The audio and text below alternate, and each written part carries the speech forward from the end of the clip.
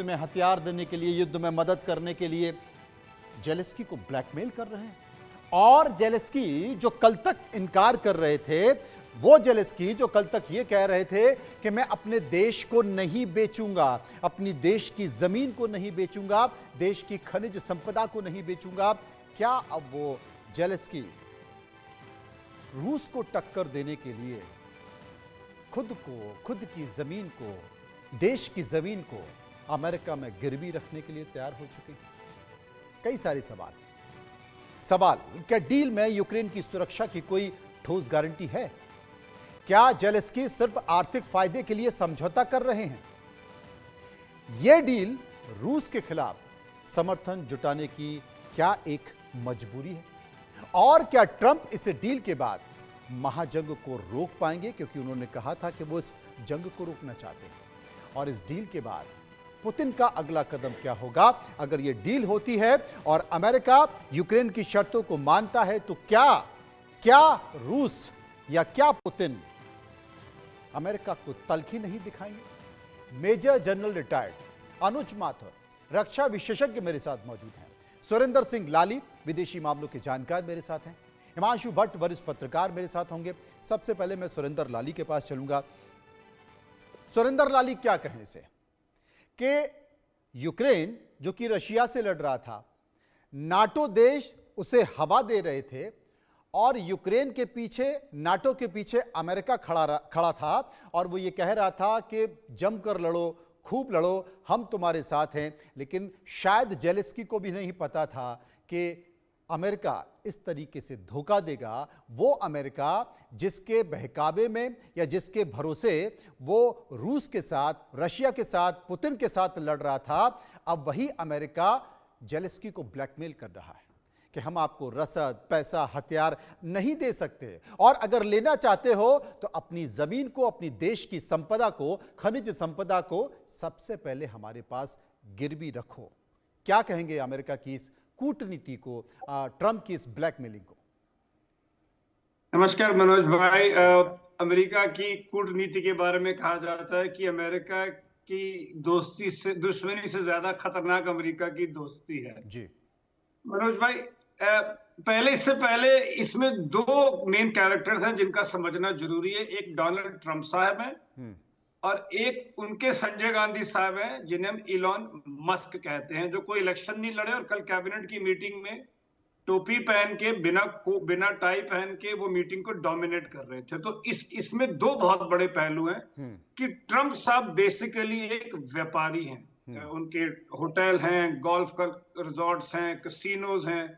तो वो एक ही बात समझते हैं, क्योंकि वो पीछे से सियासत से, परिवार से नहीं आया। वो कहते हैं कि आए हो तो क्या लाए हो, और अगर जा रहे हो तो क्या लेके जा रहे हो। और वो अभी भी इलेक्शन मोड में है। वो बात बात पे कहते हैं कि अगर मैं होता तो ये लड़ाई ना होती, मैं होता तो ऐसा ना होता, मैं होता तो वैसा होता। तो वो अभी भी इलेक्शन मोड में है और वो अपने आप को एक डील मेकर बनाना चाहते हैं। वो शाहरुख खान की एक पिक्चर थी, आई एम द बेस्ट। तो इनको एक वही है कि वो चाहते हैं कि मैं डील मेकर हूं। देखो तुमने नेटो और क्या इतने साल, 50-70 साल आपने सेकेंड वर्ल्ड वॉर के बाद किया, देखो मैंने आके सारे घर के एक ही बार बदल डाले।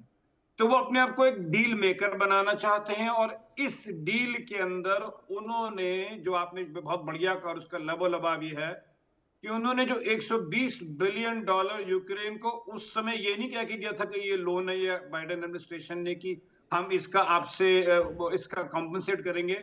अब उन्होंने उसको $120 बिलियन का बिल फाड़ दिया है।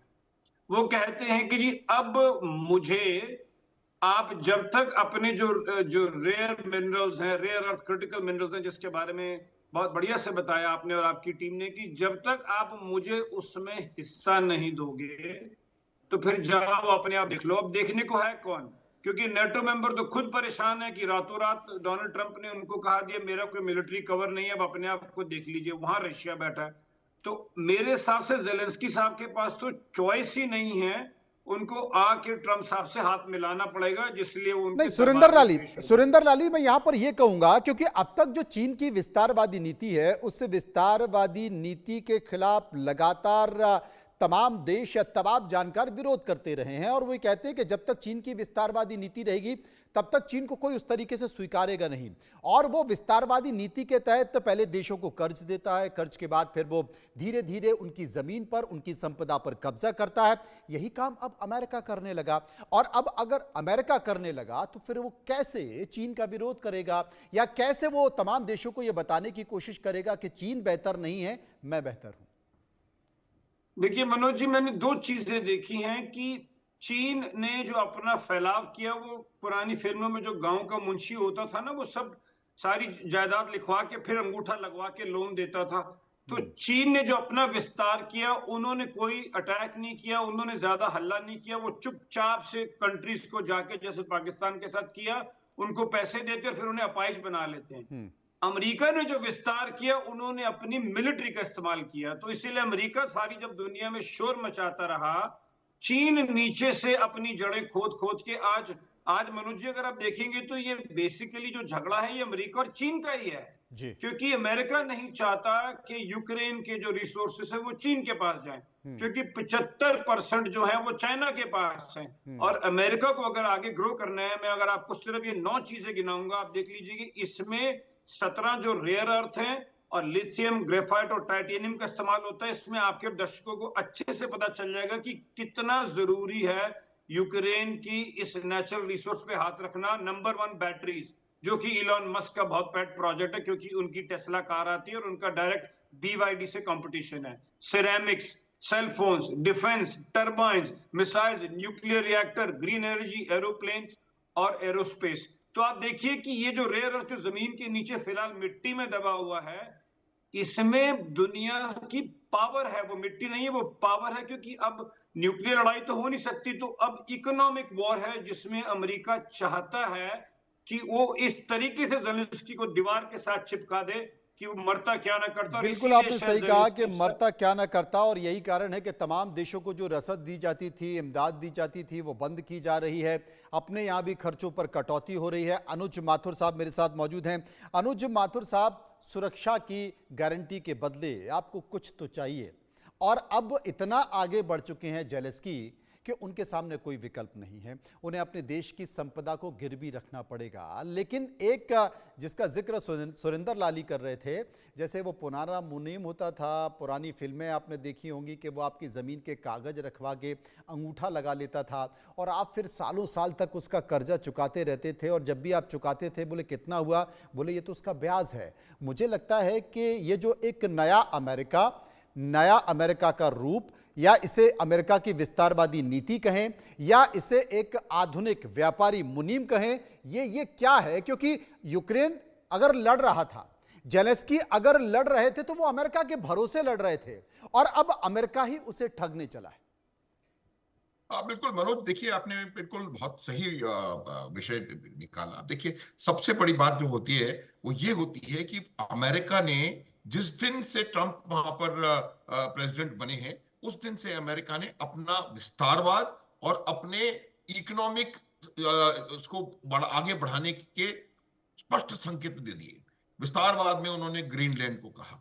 उस समय आज भी, परसों भी मैं सुन रहा था, तो ट्रंप साहब जस्टिन ट्रूडो को गवर्नर कह रहे थे, और पनामा के ऊपर उन्होंने हाथ डालना शुरू कर दिया। गल्फ ऑफ मैक्सिको को उन्होंने गल्फ ऑफ अमेरिका कह दिया। तो ये बिल्कुल साफ है कि डोनाल्ड ट्रंप और अमेरिका डोनाल्ड ट्रंप के नीचे क्या चाहता है। अब जहां तक सवाल यूक्रेन का है, देखिए यूक्रेन के राष्ट्रपति को उस समय समझना चाहिए था जब उन्होंने ये युद्ध प्रारंभ किया, या ये युद्ध उनके ऊपर थोपा गया, जो भी whatever is the correct thing. देखिए उसमें सबसे बड़ी समस्या ये है कि अगर आज की परिस्थिति में जो रशिया के पास ऑलरेडी, रशिया ने कैप्चर कर लिया है तो यूक्रेन का हिस्सा, ईस्टर्न यूक्रेन और सदर्न पोर्शंस में, वो रूस किसी कीमत पर नहीं छोड़ेगा। अगर वो ज़ेलेंस्की को उस समय मंजूर होता तो आज यूक्रेन की जो परिस्थिति है वो नहीं होती। अगर उसे भी मान लेते कि भैया आप ये लो, तो लड़ाई शुरू ही नहीं होती। दूसरी बात, नेटो की मेंबरशिप, लगातार यूक्रेन ज़ेलेंस्की नेटो की मेंबरशिप के ऊपर इंसिस्ट करते रहे। अमेरिका ने साफ कह दिया है कि नेटो की मेंबरशिप को आप भूल जाइए, तो ये भी नहीं हुआ। जो यूक्रेन जिन एम्स के साथ इस युद्ध में गया था, वो तीसरी चीज, वो अपने आप को अमेरिका का आर्थिक गुलाम मंजूर करने के लिए तैयार नहीं था। अब क्या कर रहे हैं, 28 तारीख को वहां जाकर के साइन करवा रहे हैं खनिज संपदाओं की डील के ऊपर, वो आर्थिक गुलामी है मेरे हिसाब से। चौथी बात, अगर उनको इस प्रकार का एक कॉम्प्रोमाइज सोल्यूशन एक्सेप्ट करना ही था, तो मेरा पर्सनल मानना यह है कि रूस एक ऐसा देश है जहां से वो उनके उनके साथ सोवियत संघ के जमाने में उनके साथ रहे हैं हमेशा, और उनके जैसे भाषा बोलने वाले, उनके जैसे आइडेंटिफिकेशन वाले लोग वहां पर हैं। तो ये उनके लिए कहीं ज्यादा बेहतर होता कि वो देश, वो सुपर पावर जो उनके साथ बाउंड्री शेयर करती है, जो उनके साथ कल्चरल हेरिटेज शेयर करती है, जो उनके साथ किसी हद तक लैंग्वेज शेयर करती है, सोच विचार शेयर करती है, और कई चीजें शेयर करती है, उनके साथ उनको ज्यादा लाभ होगा, या उस कंट्री के साथ ज्यादा लाभ होगा जो कि अटलांटिक के उस पार कई हजार मील दूर बैठी हुई है, वो भी ऐसा देश जो कि सिवाय मेक अमेरिका ग्रेट अगेन के अलावा बियॉन्ड कुछ सोच नहीं सकता, समझ नहीं सकता। मैं लाली सिंह जी से पूरी तरह से सहमत हूं कि अमेरिका की दुश्मनी दोस्ती से ज्यादा बेहतर। अमेरिका से दोस्ती करने वाला, उसको बहुत कई हजार बार सोचने की जरूरत है। अमेरिका भारत के साथ भी दोस्ती का दिखावा करता है और पाकिस्तान को 395 अरब डॉलर का जो भी अरब मिलियन व्हाटएवर सैंक्शन दे देता है। तो ये तमाम चीजें मेरे को लगता है कि कहीं ना कहीं जेलेंस्की को इसमें फंसा लिया गया है।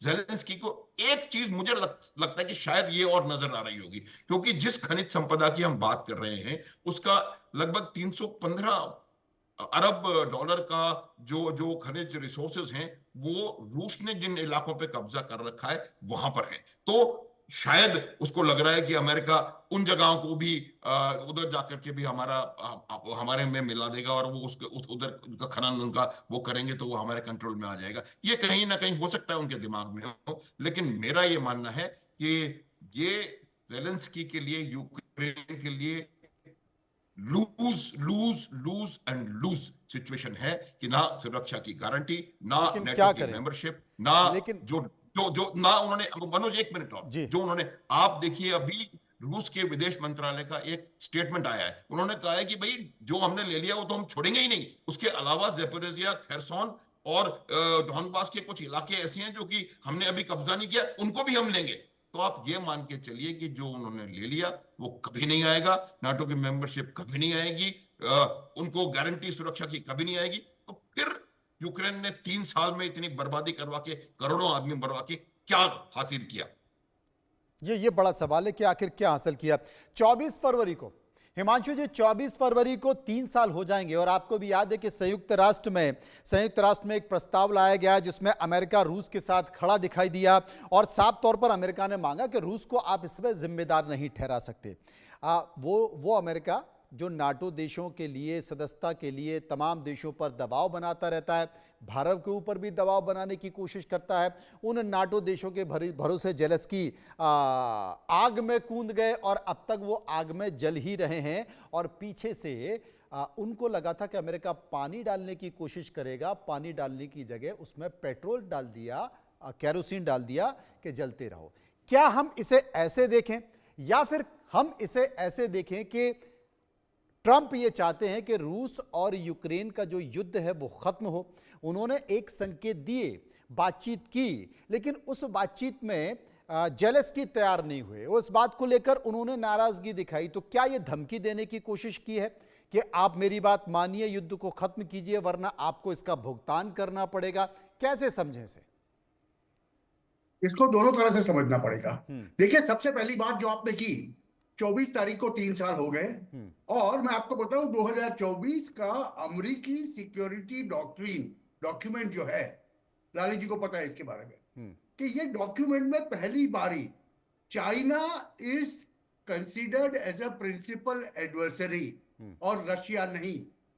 वो आपको अभी यूनाइटेड नेशंस में देखने को मिला। तो आपको ये बात समझनी पड़ेगी कि 1.5 घंटा जब दो राष्ट्र प्रमुख पुतिन और ट्रंप बात करते हैं फोन के ऊपर, तो काफी कुछ चीजें डिस्कस होती है। दूसरी बात, आपको यह समझना पड़ेगा कि यूक्रेन के लिए तो कोई चारा ही नहीं है भैया। he will have to sign on a dotted line. Trump ने जो तय किया है उसके ऊपर साइन करना पड़ेगा। और ये भी जो रेयर अर्थ मिनरल्स मांगे हैं वो किसके लिए मांगे हैं? 3 साल तक यूक्रेन को खड़ा रखने के अवेज में मांगे गए हैं और साथ में उनको युद्ध विराम को स्वीकार करना पड़ेगा। ट्रंप भी ये बात भी बता चुके हैं कि जो इलाका रशिया कब्जा कर चुका है वो इलाके को रशिया खाली नहीं करेगा। तो देखिए ये बात बड़ी स्पष्ट है। Zelensky has very little say in all these things. Zelensky को तो टो लाइन चलना पड़ेगा। और यूरोप की आज ऐसी आर्थिक हालत नहीं है कि यूरोप खुद अपने बल पर यूक्रेन की वॉर फुट करे। अगर समझ लो ट्रंप ने बोल दिया, मतलब यूएसए ने बोल दिया कि वी विल नॉट पे you anything for the war now, in that case Zelensky के लिए यूरोप कुछ ऐसे बातें बड़ी करता है कि हम $32 बिलियन का पैकेज बनाएंगे, ये करेंगे, वो करेंगे, मगर क्या वो असल में करेंगे? वो एक भी पैसा नहीं देंगे। और दूसरी एक हकीकत में बता दूं, आज यूक्रेन के अंदर ऐसा कहा जाता है कि तकरीबन $16 ट्रिलियन के ये जो पेशकीमती मिनरल्स और रेयर अर्थ मिनरल्स है, अभी उसमें से जो बंटवारा होगा वो कुछ ऐसे होगा कि $9 ट्रिलियन के rare earth minerals will be for the US and $7 trillion के रेयर अर्थ मिनरल्स जो रशिया अब तक कब्जा कर चुका है या कब्जा करने वाला है। तो ये मुझे तो दिखता है कि कहीं ना कहीं 9 मई, जबकि रशिया में there will be a grand celebration, हर साल होता है 9 मई को, और उस वक्त जब वैश्विक नेता वहां जाएंगे, वहां पर ये युद्ध को समाप्त करने के पहले की पूर्व भूमिकाएं बन रही है जी। मुझे ये कहीं ना कहीं दिख रहा है कि Zelensky will have a no say. Zelensky को तो बताया गया वो डॉटेड लाइन पे साइन करना पड़ेगा, और Zelensky is a non elected president even today in Ukraine. ये बड़ी बात है जिसका जिक्र आप कर रहे हैं। ये आपने साफ तौर पर कर दिया कि कोई और दूसरा विकल्प दिखाई नहीं देता। सुरेंद्र लाली मेरे साथ मौजूद हैं। सुरेंद्र लाली, मैं आपसे पूछना चाहता हूं, आपने एक बात कही कि अमेरिका की दुश्मनी से ज्यादा खतरनाक उसकी दोस्ती है, और अगर आप अमेरिका से दोस्ती कर रहे हैं तो आपको संभल कर चलना होगा। बहुत सारी चीजें दिखाई भी देती हैं, लेकिन हमने एक कदम आगे बढ़कर दोस्ती दिखाने की कोशिश की है, चाहे वो अब की बार ट्रंप की सरकार हो या फिर नमस्ते ट्रंप करके कार्यक्रम के तौर पर दिया हो। लेकिन अभी हाल ही में तमाम ऐसे अवैध प्रवासी जो कि भारत लाए गए, जिनके पैरों में बेड़ी और हाथों में हथकड़ियां थी, उम्मीद ये की जा रही थी कि शायद जब बैठक 2 देश के प्रमुख यानी कि भारत के प्रधानमंत्री और ट्रंप की होगी तो शायद अगली बार ये बेड़ियां ना दिखाई दें, लेकिन बेड़ियां फिर भी दिखाई दी। इसके बाद एक कदम और आगे बढ़े तो वो पाकिस्तान की मदद जो कि रोक दी गई थी, वो पाकिस्तान की मदद दे दी गई है। यानी कि अगर 1.0 पहला कार्यकाल अगर ट्रंप का देखा जाए, पहले कार्यकाल में पाकिस्तान को लेकर एक अलग रुख था, दूसरे कार्यकाल में पाकिस्तान को लेकर एक हमदर्दी दिखाई दे रही है। तो क्या ये इसलिए है कि पाकिस्तान पूरी तरह से चाइना की गोद में ना बैठ जाए, तो थोड़ा सा एक हाथ रखने की कोशिश की जाए, या फिर बांग्लादेश से जो संकेत निकल कर आ रहे हैं, अब तक तलखी भी दिखा दी गई है अमेरिका के जरिए, यह कह भी दिया गया कि नरेंद्र मोदी के जो चाहे वो करें, लेकिन बावजूद मोहम्मद यूनिस जो कि अमेरिका के ही पिट्ठू बताए जाते हैं, वो अब भी भारत के खिलाफ काम कर रहे हैं। आईएसआई के चीफ बांग्लादेश पहुंचते हैं, परेश बरुआ के साथ मीटिंग करते हैं, भारत की सीमाओं पर उग्रवादी कैंप लगाए जा रहे हैं और लगातार भारत के खिलाफ संदेश देने की कोशिश की जा रही है, लेकिन अमेरिका से कोई सख्त संदेश नहीं। मनोज जी, हम जब छोटे होते थे तो दोस्तों में कहते थे कि भाड़ में जाए जनता, अपना काम बनता। तो अगर मैं अमेरिका की डिप्लोमेसी को इन शब्दों में इस्तेमाल करके डिस्क्राइब करूं, और इसमें जीत मनोज जी हिंदुस्तान की बड़ी जबरदस्त हुई है। बिल्कुल। क्यों कह रहा हूं मैं? क्योंकि हमारे ऊपर तमाम मुल्कों ने, यूरोप ने, अमेरिका ने प्रेशर डाला कि तुमने रशिया से तेल खरीदा, और शायद ईरान, चाइना और इंडिया करके ही रशिया डूबा नहीं, वरना अगर हम उनसे तेल ना लेते और उनकी दो सपोर्ट ना होती तो उतनी लंबी वॉर नहीं खेल सकते थे। पर मैं कहना क्या चाह रहा हूं इसमें कि आज से 2 महीने पहले तक, 20 जनवरी पहले तक जब ट्रंप साहब नहीं आए थे, तो हमारे ऊपर हर तरीके का प्रेशर डाला गया यूरोप और अमेरिका से कि तुम हमारी दुश्मनी में भी तुम शामिल हो, तुमने कमाई है कि नहीं, तुमने क्यों रशिया से किया।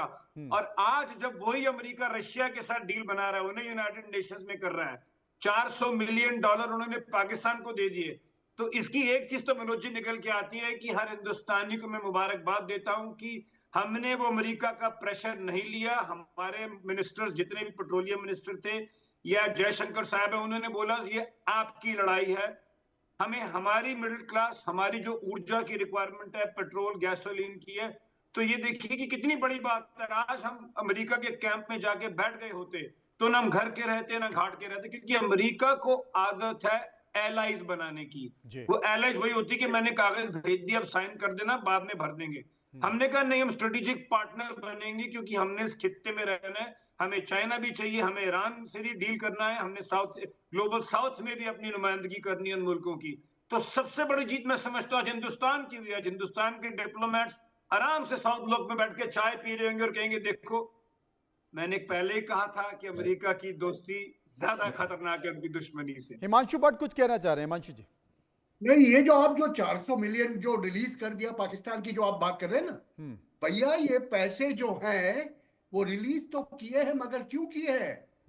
F-16 के रखरखाव के लिए साथ में, और साथ में ये शर्त रखी गई है कि there will be US Pentagon officials who will be taking care. तो ये पैसे सीधे पाकिस्तान को नहीं गए, ये पेंटागन में गए हैं और वो इसका मरम्मत करवाएंगे।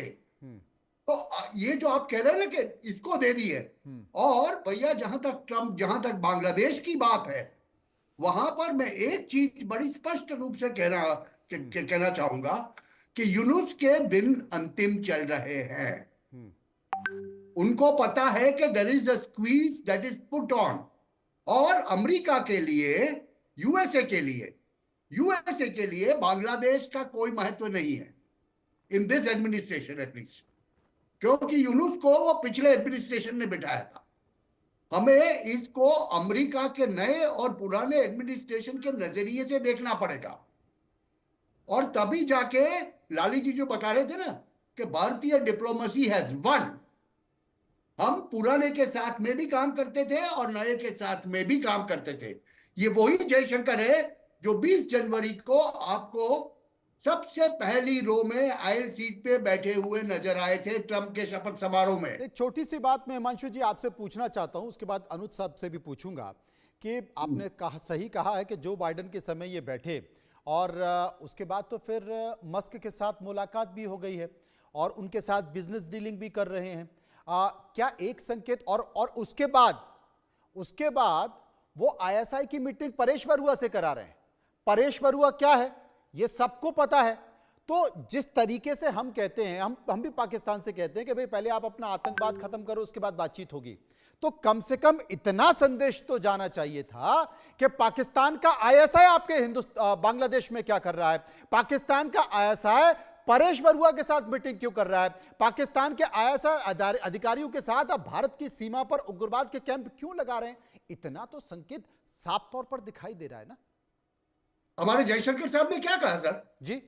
आज से 4 दिन पहले विदेश प्रधान जयशंकर ने क्या कहा, बांग्लादेश के विदेश सचिव को क्या कहा, 2 टूक शब्दों में उनको कहा गया है भारत को ब्लेम करना बंद करो।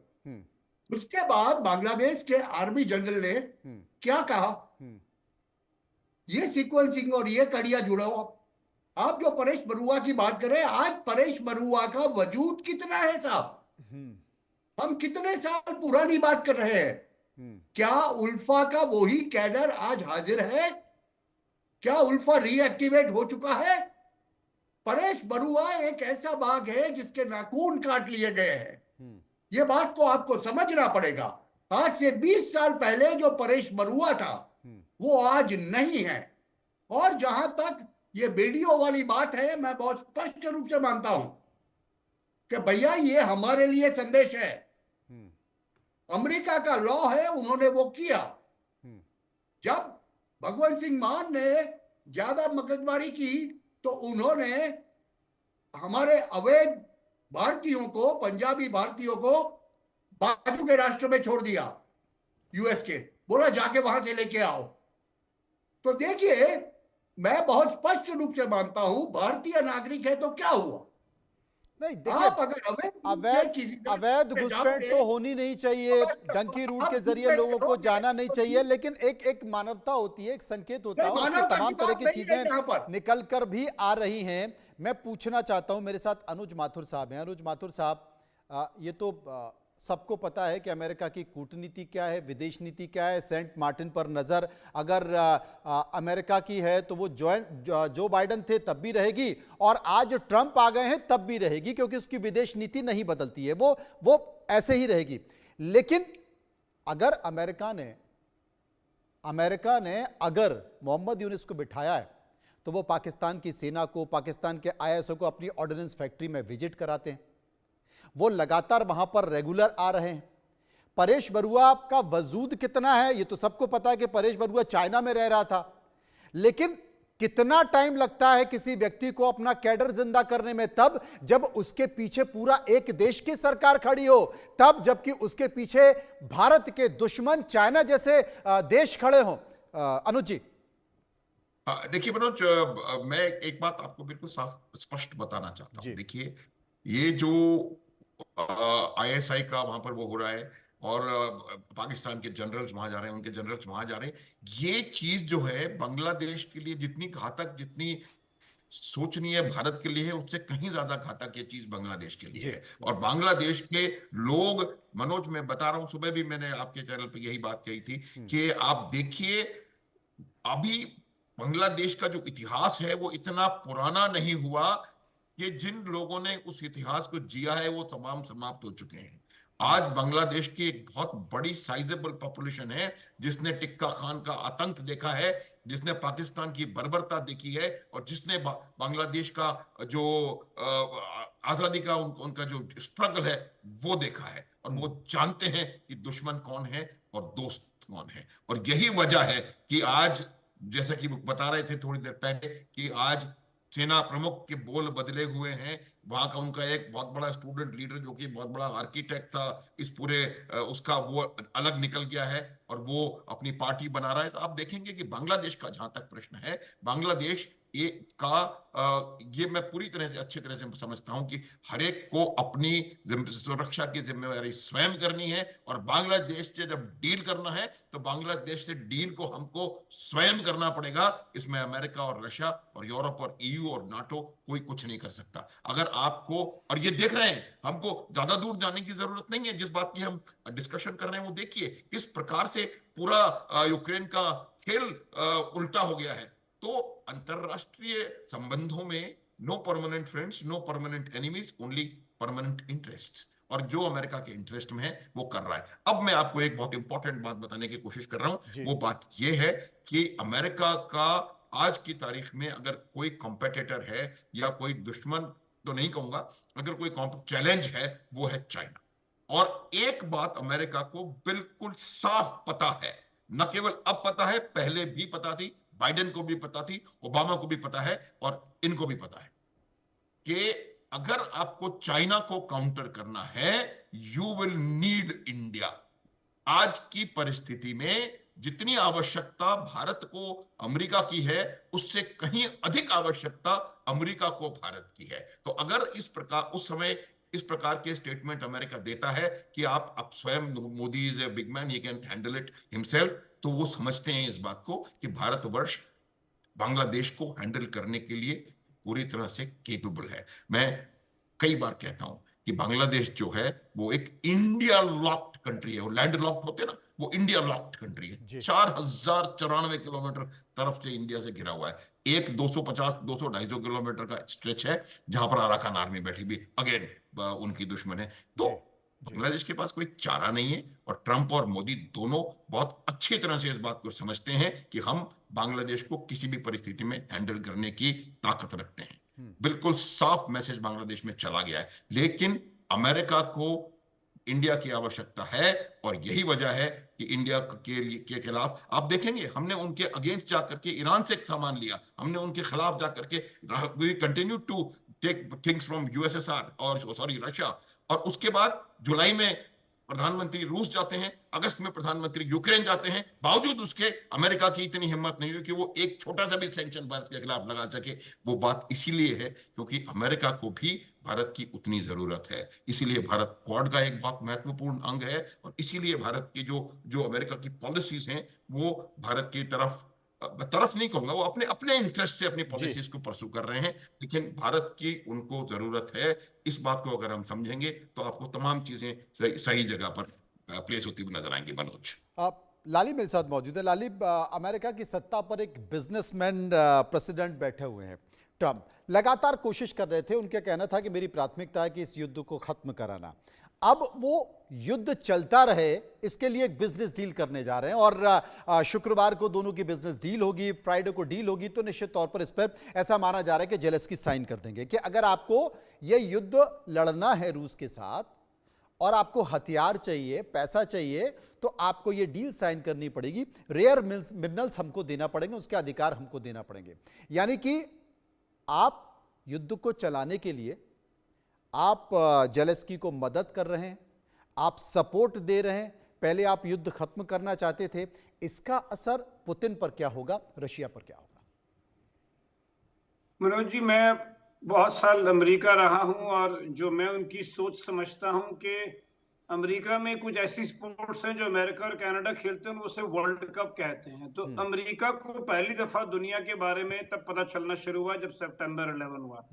आज भी आधे से ज्यादा अमेरिकन बच्चों को ये नहीं पता होगा कि इंडिया मिडिल ईस्ट में है या साउथ अमेरिका में है। डोनाल्ड ट्रंप साहब का जो प्यार है, मैं हमारे पंजाबी में कहते हैं ठंडी करके खाना, तो मैं उसको ठंडी करके खाना चाहता हूं क्योंकि वो मैगा बनाने आए हैं। उन्होंने उस सारे यूरोप के जो नेटो नेशन थे, रातों रात उनके ऊपर से छत उठा के बोल दिया, भाई साहब आप अपना जीडीपी बढ़ाओ और अपनी मिलिट्री खुद करो, हम नहीं करेंगे। उन्होंने हमारे लोगों को मिलिट्री प्लेन में शैकल करके 40 घंटे भेज दिया और उसके बाद स्टेटमेंट में कह दिया कि my friend Modi, I give him $21 million. तो एक बात को समझिए कि अमेरिका दुनिया का बेताज बादशाह रहा है। दुनिया की कोई ऐसी कंट्री नहीं जहां Coke, Pepsi, Reebok, Nike, Bosch and long या जनरल इलेक्ट्रिक नहीं है। उन कंट्रियों में इमोशन नाम की कोई चीज नहीं है क्योंकि वो एक extremely developed capitalism form of economies है। यस, बिल्कुल ठीक कहा मेरे से पहले जनरल साहब ने कि अब उन्हें हिंदुस्तान की जरूरत है, क्योंकि अगर उन्होंने चाइना को काउंटर करना है, अब वो अपनी जरूरत पूरी करेंगे और उसमें हम अपनी जरूरत कैसे पूरी कर लें। अब ये गेम चेस का टग ऑफ वॉर की है मनोज भाई। ये हिमांशु जी मेरे साथ बने हुए। हिमांशु जी, सहमत हैं आप? नहीं, आपने जो बताया ना कि वॉर चालू रखने के लिए रेयर अर्थ मिनरल्स देने पड़ेंगे, नहीं भैया, नहीं। मेरी समझ कुछ ऐसा कहती है कि ट्रंप ने बहुत स्पष्ट रूप से बिजनेस प्लान दे दिया है, जेलेंस्की को बता दिया गया है। जेलेंस्की रियाद में क्यों नहीं गया? Why did he not go? Ego की बात करके वो वहां क्यों नहीं गया? और उसको यूएस में बुलाया गया है, वो जा नहीं रहा भैया। ये बात को आप अच्छी तरह समझिए। यूएस युद्ध को बंद करने के लिए डॉटेड लाइंस के ऊपर जेलेंस्की से साइन करवाएगा आर्मिस्टिस। ये युद्ध चालू रखने के लिए और पैसे या हथियार देने के लिए रेयर अर्थ मिनरल्स को देना पड़ेगा। ये सौदा नहीं होगा। सौदा जो होगा वो आज तक हमने जो दिया आपको, जो हथियार दिए, जो पैसे दिए, उसके बदले में आप हमें रेयर अर्थ मिनरल्स देंगे और अभी से आप ये युद्ध बंद कर देंगे। आपका जो 20 या 30% इलाका रूस ने जीत लिया है वो रूस के पास रहेगा और बाकी के इलाकों का हम रीडेवलपमेंट करेंगे और साथ में रीडेवलपमेंट के साथ में रेयर अर्थ मिनरल्स भी लेंगे। This is what essentially the plan is. और जेलेंस्की के लिए तो बड़ी सीधी बात है कि भैया आप तो चुने हुए प्रेसिडेंट नहीं हो, आपके देश में तो फिर से चुनाव करना पड़ेगा और जो चुन के आएगा उसको बाकी बचे यूक्रेन की बागडोर दी जाएगी। अनुज जी, क्या वाकई ऐसा होगा? This is what the plan.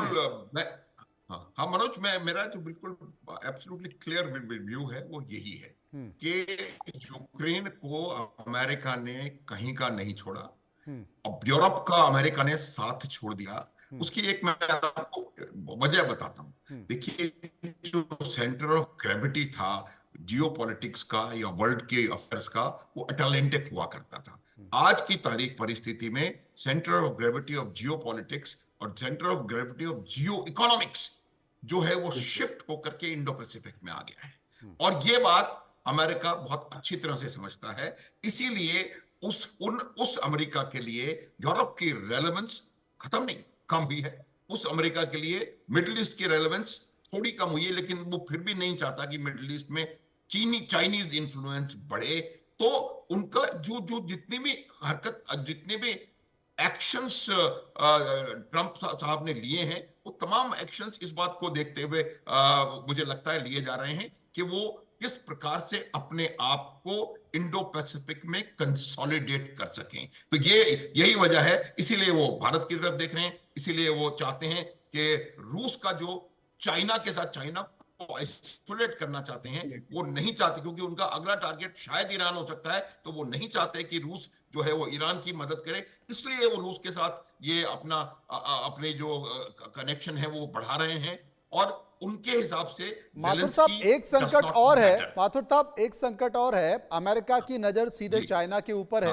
वो उसे अपने लिए सबसे बड़ा खतरा मानता है।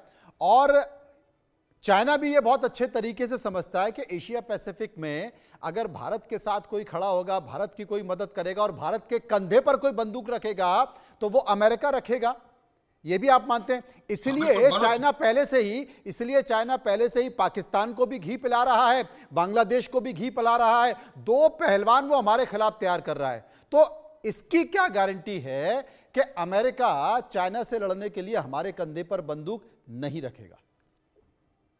नहीं, बिल्कुल बिल्कुल। आप देखिए, ये इस प्रश्न में बंदूक रखने का, एक तो मैं माफी के साथ ये कहूंगा कि इसको हम एशिया पैसिफिक ना बोले, इट इज इंडो पैसिफिक, क्योंकि इंडिया का जो है इन्फ्लुएंस वहां पर वो। तो मैं एक बात बताता हूं कि बंदूक उसके कंधे पर रखकर आप फायर कर सकते हैं जो बंदूक रखने की इजाजत दे रहा है। भारत की आज की परिस्थिति ऐसी है कि मुझे नहीं लगता कि चाहे वो अमेरिका हो, चाहे वो रशिया हो, चाहे वो और कोई देश हो, जो कि हमारे कंधे पर बंदूक रख करके फायर कर सकता है। उसकी मैं वजह बताता हूं। आज आप थोड़ी देर पहले भी हम यही बात डिस्कस कर रहे थे। आज जैसे प्रधानमंत्री मोदी ने वहां पर कहा कि हम नॉन अलाइंड नहीं, हमारा अलाइनमेंट है। और हमारा अलाइनमेंट, उन्होंने शांति शब्द का प्रयोग किया, लेकिन उनका मतलब बिल्कुल क्लियर था, हमारा अलाइनमेंट भारत का इंटरेस्ट है। और भारत इतनी ताकत रखता है आज मेरे पर्सनल व्यू में कि हम जिस प्रकार से बांग्लादेश और पाकिस्तान का यूज चाइना कर सकता है, उस प्रकार से भारत का यूज कोई नहीं कर सकता। ये बिल्कुल क्लियर है। हमारी विदेश नीति स्ट्रांग, कूटनीति स्ट्रांग, मिलिटरीली हम लोग आत्मनिर्भरता की ओर बढ़ रहे हैं। और कम से कम इस परिस्थिति में तो हम हैं कि आज अमेरिका, यही तो अनुज साहब सबसे बड़ी चिंता की बात है। अनुज साहब, यही सबसे बड़ी चिंता की बात है कि भारत एक विश्व शक्ति के तौर पर उभर रहा है। आर्थिक स्थिति में भारत एक बेहतर मील का पत्थर साबित हुआ है। उसने तमाम देशों को पीछे छोड़ा है। लगातार वो अपनी उपस्थिति दर्ज कर रहा है। और चाइना के लिए भी भारत खतरा है, अमेरिका के लिए भी भारत खतरा है। अमेरिका भी समझ रहा है इस बात को। तो ये कहीं ना कहीं अमेरिका को भी तो अच्छा नहीं लग रहा होगा ना कि भारत धीरे धीरे लीडर बनता जा रहा है। और हमारा तो स्लोगन वही है कि विश्व गुरु, बार बार विश्व गुरु की बात चलती रहती है। लाली साहब मेरे साथ मौजूद है। लाली, आप इसे कैसे देखते हैं? मनोज जी, अभी भारत विश्व लीडर बनने और अमेरिका के लिए चैलेंज बने, अभी उसमें दिल्ली दूर है। अभी उनकी जो सबसे बड़ा मसला है वो चाइना है। और कमाल की बात ये है कि अभी पीछे में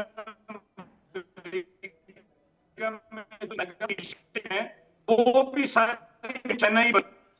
अब एक जगह चूक गया जी, वो ये था कि जो आज मेड इन चाइना सबसे बड़ी प्रॉब्लम है, उस चाइना को अमेरिका नहीं बनाया है। अगर कहीं अमेरिका ने उससे पहले हिंदुस्तान के साथ राब्ता बनाया होता तो आज चाइना उसको उस तरीके से डिक्टेट नहीं करता जैसे कर रहा है। क्योंकि आप देखिए कोविड के दौरान जितनी हमारी पूरी इकोनॉमी है उतनी 2 ट्रिलियन प्लस उस समय चाइना की जंप रही थी।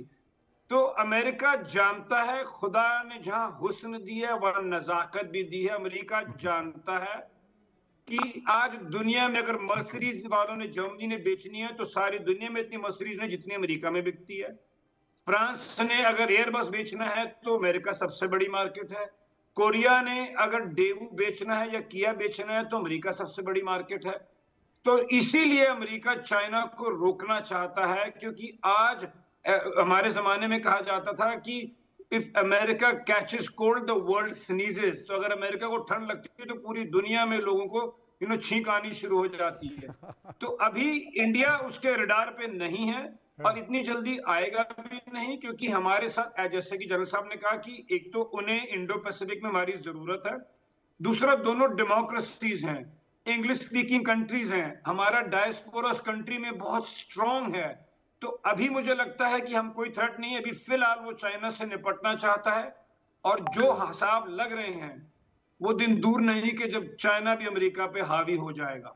वो दिन दूर नहीं, लेकिन इंतजार करना पड़ेगा इस बात का कि जेलेंस्की और ट्रंप की जो मुलाकात होने वाली है वो मुलाकात क्या होने वाली है। क्या वाकई यूक्रेन और रूस के बीच जो युद्ध चल रहा है उसे शांत करने की कोशिश होगी, उसे ठंडा करने की कोशिश होगी, या जेलेंस्की अगर युद्ध जारी रखना चाहते हैं तो क्या कीमत उनको चुकानी होगी। बहुत बहुत शुक्रिया करूंगा सभी मेहमानों के जो मेरे साथ इस पूरी चर्चा में मौजूद रहे। इस चर्चा के साथ साथ फिलहाल रुकेंगे हम यहाँ पर कुछ पलों के लिए, वापस आएंगे तो बात भी और चलते रहिए इंडिया न्यूज़ के साथ।